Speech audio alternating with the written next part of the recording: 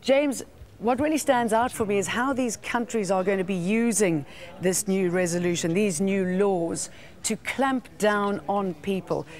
That's going to raise its own problems, isn't it?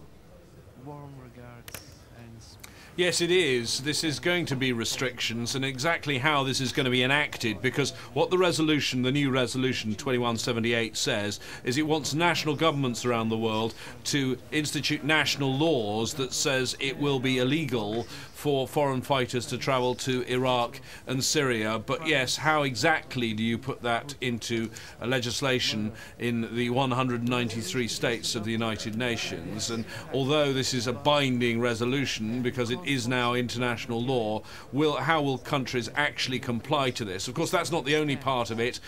We also have an extension of the sanctions mechanism that was already in place since 2001, since 9/11 for Al-Qaeda, to include ISIL and the other buzz phrase you've heard, countering violent extremism, efforts or encouraging efforts at community building. And you heard President Obama there talking about it, persuading people that the path of violence isn't the way to go, persuade them instead that there is a better path, a path of peace. So that was what the resolution was all about, and that was unanimously passed. Interesting contributions to hear from some of the countries of the Security Council, because that's what we heard. The 15 members of the Security Council speak first, and now other countries have been invited. This is very rare that a meeting like this is held at leader level, and most of the 15 did put their leaders, their heads of state and heads of government, in their seats. The only ones that didn't were the Russians and Chinese, who both sent their foreign ministers. Interesting to listen to them, because there was some nervousness, I can tell you, from Western diplomats about exactly what the Russians were going to say. Were they going to condemn the recent attacks on Syrian soil as being illegal and a breach of the UN Charter? They didn't say anything like that. They broadly, I think, welcomed certainly the resolution, although they had their own idea of a new forum with members of the African Union, the Arab League, and the permanent 5 members of the Security Council to deal with Middle East issues, not just ISIL. They said that shouldn't be looked at on its own, but they also should look at other issues, including the Israeli-Palestinian conflict. That quite an interesting, important proposal from the Russians. What will be interesting to see now is whether this is something that gathers some momentum, because sometimes you hear Russian proposals that come forward and then they get quietly forgotten. So let's see if any other countries think that's a good idea. Let's talk a little bit about leadership, Barack Obama's leadership here. I mean, he's had a busy day. He was at the United Nations General Assembly meeting a little earlier on. He's just left now to attend another meeting. How is he coming out of all of this?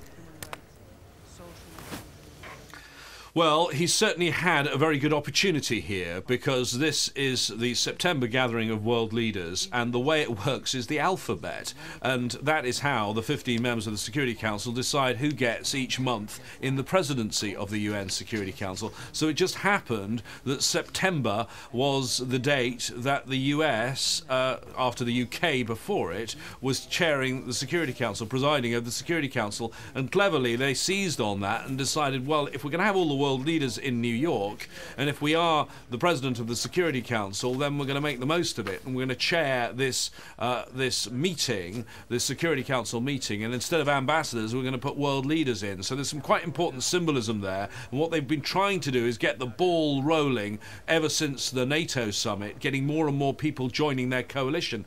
Their coalition is now pretty large. There's 101 countries that have said they support this UN Security Council resolution. Only 15 needed for the vote, but 101 countries in total supporting this resolution. Only problem with that, Jane, is that yes, there are many members now of this coalition, but there's the coalition and there's what I would call the inner coalition, the ones that are actually doing the heavy lifting, involved in the military action. And even among that inner coalition, there's some like France who are bombing in Iraq, but not in Syria. Another interesting place to watch in the coming days will be the UK, because we hear David Cameron now is going to call a special session of the House of Commons, and it looks like he's going to put more UK involvement to the vote in the UK, and I think that'll be important. Remember, it was just over a year ago that last time they were talking about military action in Syria, and it never went ahead in the end. One of the reasons it didn't go ahead was that the UK Parliament was the first body to say, no, we're not taking part. So I think Cameron must be quite convinced he's got the numbers on his side to decide to take it to Parliament and take it to a vote. I'm sure. James, thank you for that. Let's leave it for the minute.